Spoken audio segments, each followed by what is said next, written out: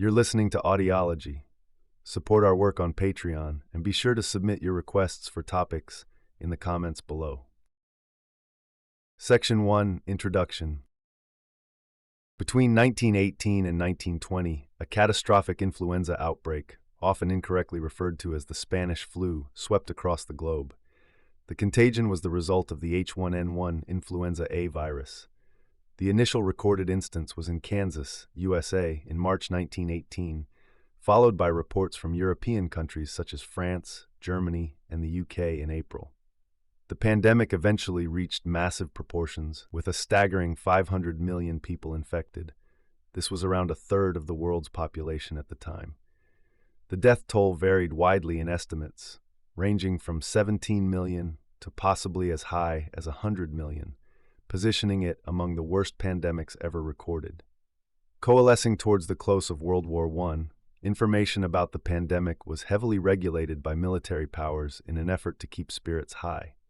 However, this was not the case in neutral Spain, where the media widely reported the illness, inaccurately suggesting Spain as the origin and thus the name Spanish flu. The true source of the outbreak is still a matter of debate due to limited early epidemiological data. The disease anomalously claimed the lives of many healthy young adults, not just the typical high-risk groups like the very young or very old. Scientists believe that various factors contributed to the devastating impact, such as a climate anomaly over 6 years that could have affected disease transmission, and specifically the movement of birds, which are known vectors. The influenza virus elicited an extreme immune response known as a cytokine storm, which proved fatal particularly for those with robust immune systems, typically young adults. Furthermore, conditions worsened due to the poor state of nutrition, overpopulated medical facilities, and a lack of proper sanitation, compounded by wartime circumstances, helping secondary bacterial infections to flourish after the viral infection, thus prolonging death. The 1918 pandemic was the initial event in a trio of influenza pandemics caused by the H1N1 influenza A virus, with the most recent one occurring in 2009, known as the swine flu pandemic. Another outbreak of the same virus type hit in 1977, referred to as the Russian flu. Section 2, First Wave of Early 1918. The outbreak of the pandemic is commonly identified as starting on March 4, 1918, when Albert Gitchell, a cook in the U.S. Army at Camp Funston, Kansas, fell ill, although there had been earlier instances of the disease.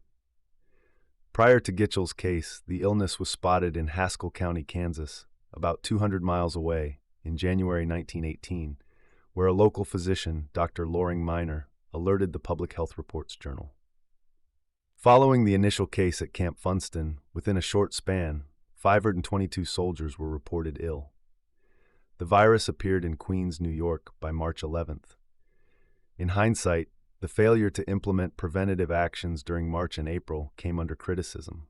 As World War I was underway and the U.S. was involved, the disease rapidly spread from the significant military hub of Camp Funston to other Army bases in the U.S. and subsequently to Europe, leading to widespread infection in U.S. Midwest and East Coast locations and European harbors by April 1918. By mid-April, the Western Front was affected, and it extended to the rest of France, Great Britain, Italy, and Spain, with cases reported in Rocroi and Odessa by May. The release of Russian prisoners after the Treaty of Brest-Litovsk enabled the disease to reach Russia. Extensions of the virus were seen in North Africa, India, and Japan in May, and indications of global spread were evident with Southeast Asia reporting cases in April. China experienced an outbreak in June, and it arrived in Australia by July before the first wave began to wane. This initial phase of the pandemic through the first quarter of 1918 was noted to be less severe. The death toll did not significantly deviate from typical levels. For example, the U.S. recorded about 75,000 influenza-related deaths in the first half of 1918, compared to 63,000 during the same months in 1915. In Spain's capital, the flu caused under 1,000 deaths from May to June 1918. Notably, no quarantines were reported during this period.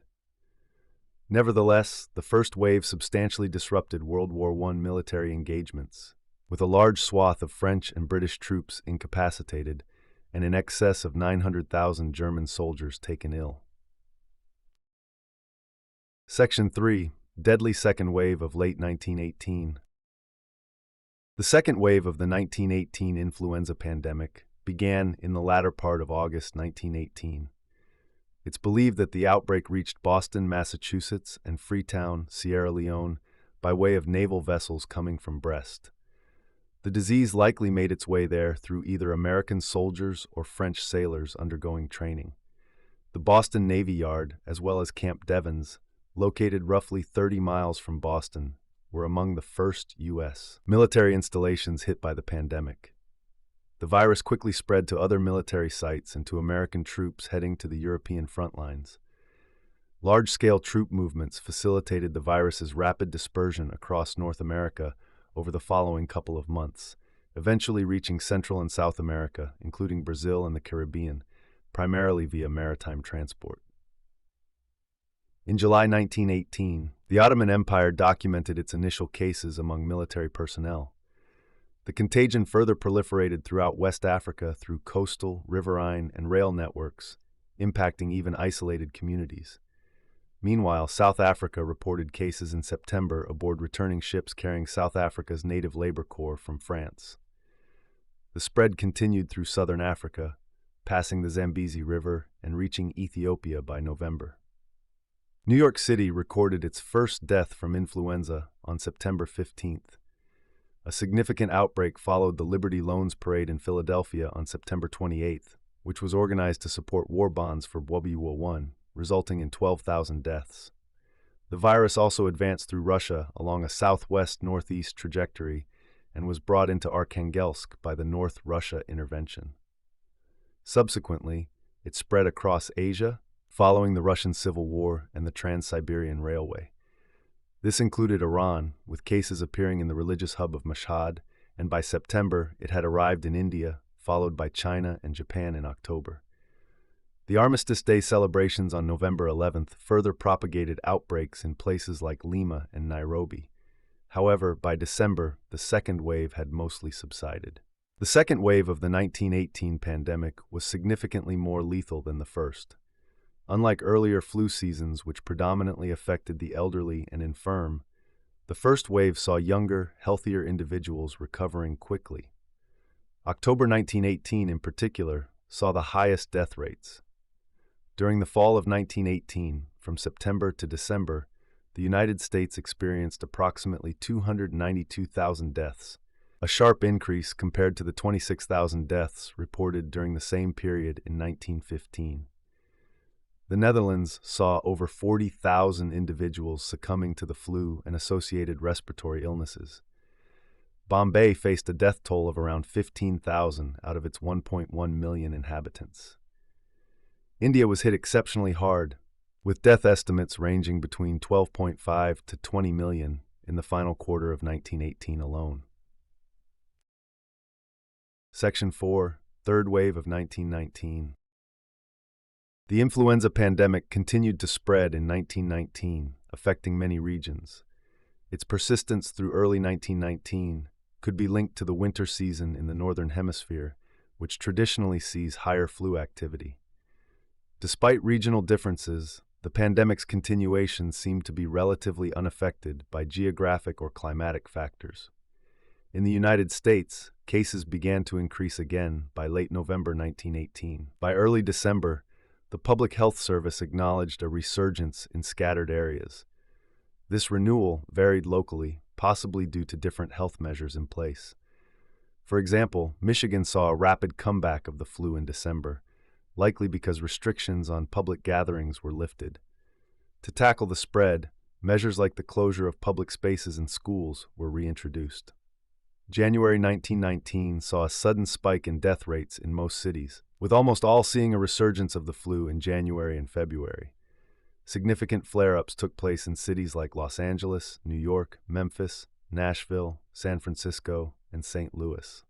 By February 21st, reports indicated the flu was on the decline since mid-January throughout the nation. After this intense outbreak period starting in October 1918, Deaths from pneumonia and flu became lower than average from May 1919 to January 1920 in major cities. Yet the first half of 1919 still saw nearly 160,000 deaths from these illnesses. In Europe, the pandemic's return was more apparent later in the winter and spring. By mid-February, England and Wales were experiencing a significant third wave, which peaked in early March, but didn't ease until May. France and the Netherlands had peaks in February, while countries like Norway, Finland, Switzerland, and Sweden saw resurgences in March and April, respectively. Spain underwent a substantial resurgence from January to April 1919, while Portugal faced a prolonged resurgence from March all the way to September, hitting the western and northern regions particularly hard between April and May. Australia, initially protected by tight maritime quarantine, saw its first influx of influenza in January 1919, hitting Melbourne the hardest in mid-February and then spreading nationwide over the year. New South Wales and Victoria, out of all states, suffered more widespread epidemics, each undergoing another significant wave during the winter. The second wave in New South Wales was particularly harsh, while Victoria experienced a third wave that was less intense. The pandemic also spread to regions like Madagascar, with initial cases in April and a full spread by June. Others, such as Hong Kong and South Africa, faced outbreaks during their local fall and winter seasons. New Zealand also reported cases in May. In South America, the pandemic saw a comeback throughout 1919. Brazil faced a third wave from January to June. Chile suffered a severe second wave from July 1919 to February 1920, peaking in August, and Montevideo had another bout between July and September. This third wave globally resulted in hundreds of thousands of deaths, hitting Spain, Serbia, Mexico, and Great Britain hard. Although it wasn't as severe as the second wave, it was still far more deadly than the first. Section 5, Fourth Wave of 1920. As autumn neared in the Northern Hemisphere, there was growing anxiety about a possible resurgence of the flu, drawing parallels with prior flu outbreaks such as the one in 1889-1890. While not everyone was in consensus, some experts cautioned that a return of the flu after a year was plausible. In the United States, Surgeon General Rupert Blue indicated in September 1919 that the flu could very likely come back later that year, although it wasn't a certainty. To prepare, France launched a campaign to educate the public before summer's end, and the UK started to produce vaccines in the autumn. In Japan, the flu re-emerged in December and quickly spread across the nation, a situation worsened by the cold weather. Health officials brought back previous health measures, including the recommendation to wear masks to contain the outbreak. The situation worsened by the end of December, with the peak of the epidemic hitting in January. From October 1919 to January 23, 1920, Japan saw 780,000 reported flu cases and at least 20,000 deaths, a severity threefold that of the previous year's epidemic during the same period. Although this strain appeared milder, it was also more contagious. Despite reaching its height early in the year, the outbreak lingered throughout the winter and only faded with the arrival of spring. The United States saw intermittent cases of flu in the spring and summer of 1919, with a noticeable uptick beginning in September. Major outbreaks, starting with one in Chicago in mid-January, signaled the spread of the flu. The Public Health Service planned to contain it locally. Despite efforts, the flu went on to break out in Kansas City and propagated outwards without a clear pattern. Initially, authorities didn't expect an epidemic, but soon Chicago's case numbers skyrocketed, exceeding those of the 1919 wave, followed by a sharp increase in New York City and then in other cities. To combat the spread, some pandemic-related restrictions like closing schools, theaters, and alternating business hours were reinstated in places like Chicago, Memphis, and New York City. Even so, New York kept its schools open, while Memphis opted to close them. The fourth wave in the U.S. ended as quickly as it had started, peaking in early February. The U.S. mortality statistics later stated that the early 1920 epidemic led to one-third the deaths compared to the 1918 to 1919 period. From December 1919 to April 1920, New York City alone reported 6,374 flu-related deaths, nearly double that of spring 1918's first wave. Cities like Detroit, Milwaukee, Kansas City, Minneapolis, and St. Louis experienced even higher death rates than in all of 1918. The territory of Hawaii saw its pandemic peak early in 1920, with 1,489 deaths, in contrast to fewer deaths in the previous 2 years. Elsewhere, Warsaw, Poland faced a dire outbreak during the winter, with a peak death count in 1 week outstripping the peak of December 1918, though the 1920 epidemic was shorter-lived than the drawn-out 1918-1919 wave.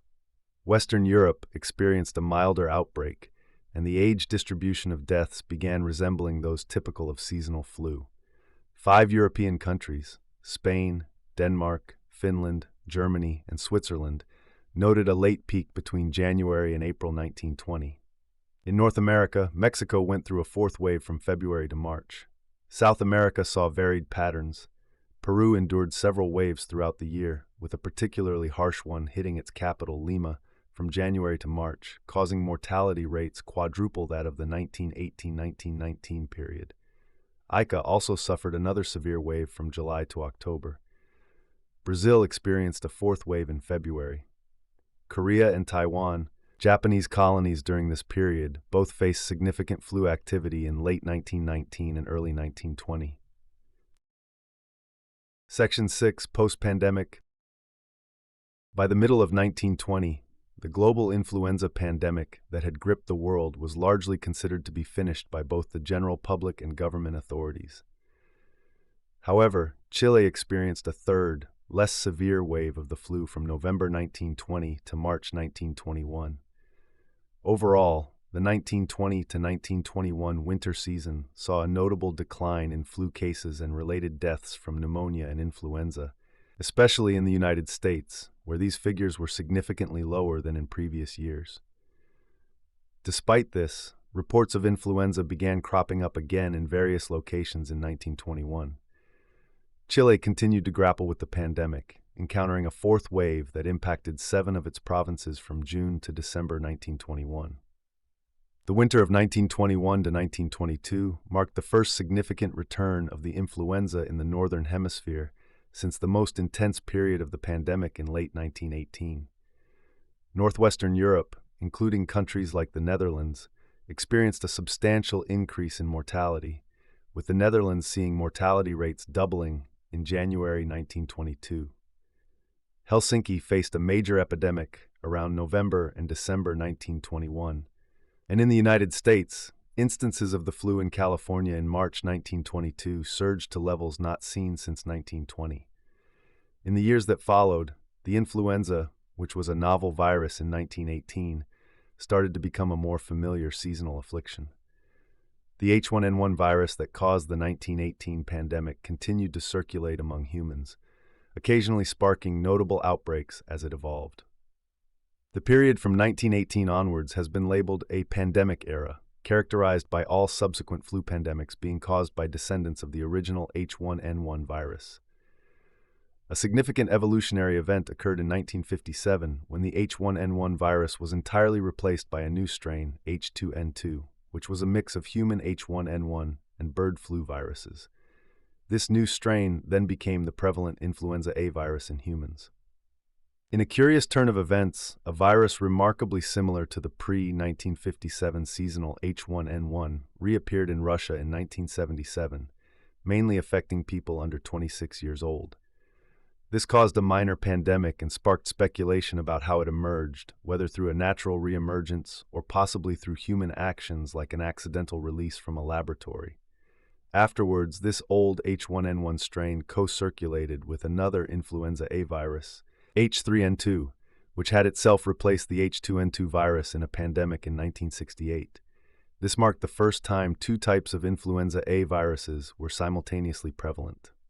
This continued even past 2009 when a new H1N1 virus led to a global pandemic and then took the place of the older seasonal H1N1, existing side by side with H3N2. Section 7, Potential Origins, United States. The true origin of the Spanish flu remains uncertain, despite the name suggesting otherwise. as there is no reliable evidence to pinpoint where it began. Several hypotheses have been suggested, with the earliest documented cases reported in the United States. Historian Alfred W. Crosby, in 2003, pointed to Kansas as the potential source, while writer John M. Barry, in 2004, traced an early outbreak back to Haskell County, Kansas, in January of 1918. However, a comprehensive study in 2018 led by Professor Michael Worrelby, who examined historical medical samples, casts doubt on the Kansas origin story, noting that the flu cases in Kansas were not as severe or deadly as those observed in New York City during the same time frame. Despite these findings, Worrelby's study did indicate through genetic analysis that the virus most likely came from North America. Furthermore, the virus's structure, in particular its hemagglutinin proteins, suggests that it had been around well before the 1918 pandemic, with other research proposing that the critical genetic reassortment of the H1N1 virus took place around 1915. Section 8. Potential Origins, Europe. Virologist John Oxford proposed that the origins of the Spanish flu pandemic might be traced back to a British military camp in Etaples, France. He pointed out that a mysterious, highly lethal illness, reminiscent of influenza, struck the camp towards the end of 1916. Additionally, a similar affliction emerged at military barracks in Aldershot, England, in March 1917, which medical experts of that time later identified as the early manifestations of the Spanish flu. Etaples, with its dense congregation of soldiers and a medical facility inundated with wartime injuries, including gas attack victims, provided an ideal breeding ground for a contagious respiratory virus. The camp not only processed a multitude of soldiers daily, but also maintained a pig farm and had frequent poultry deliveries from the local villages, which Oxford suggested could have enabled an avian virus to adapt and jump to the pigs nearby. Research published in 2016 indicated that the flu virus had already been present within European military camps for some time before the widespread outbreak in 1918. Furthermore, political scientist Andrew Price Smith proposed, based on Austrian archival information, that the flu may have actually started in Austria in the early part of 1917. However, a study published in 2009 challenged the idea that the pandemic originated in Europe. This research showed that mortality rates from the Spanish flu hit a simultaneous peak in the months of October and November 1918 across 14 European countries. This synchronized peaking diverges from what would be anticipated if the infection had initiated from a single point in Europe and then radiated outward. Section 9. Potential Origins, China. In 1993, Claude Hanoun of the Pasteur Institute, who was a foremost authority on the Spanish flu, suggested that the virus that caused the pandemic probably originated from China. He believed the virus transformed in the United States, close to Boston, before spreading to France's port of Brest, then to European battlegrounds, and onwards to affect the entire world. According to Hanoun, it was likely spread by troops and naval forces of the Allies during World War I. While alternative theories pointed to other possible starting points such as Spain, Kansas, or Brest, Hanoun did not find these as convincing. By 2014, historian Mark Humphreys presented a different angle on the pandemic's origins. Drawing from recent findings in historical records, Humphreys proposed that the Spanish flu might have been brought to Europe by the large contingent of Chinese workers who were brought over to assist the British and French. These workers came from areas in China where similar respiratory diseases were recorded in 1917, and Chinese officials later described the illness as matching the Spanish flu. Unfortunately, due to the lack of preserved tissue samples from that time, this theory could not be conclusively verified. Nevertheless, it's noteworthy that some instances of respiratory diseases were reported along the journey taken by these workers, which included North America. Interestingly, China itself seemed to experience a less severe impact from the Spanish flu compared to other parts of the world. Studies highlight a relatively light influenza season in 1918 for China, possibly indicating that the Chinese population may have had some pre-existing immunity to the virus. In specific regions like Guangdong Province, outbreaks in 1918 seemed to predominantly affect young men, with varying age groups impacted during different times of the year. However, a 2016 study published in the Journal of the Chinese Medical Association challenged the notion that the Spanish flu entered Europe via Chinese and Southeast Asian laborers and soldiers. The study noted that flu mortality rates among these groups in Europe were similar to other Allied units, arguing that they were unlikely to have been carriers of a deadly new flu virus. The study also pointed out that the routes taken by these laborers into Europe did not correlate with significant spread of the disease, further casting doubt on the idea that they were the original vectors for the pandemic.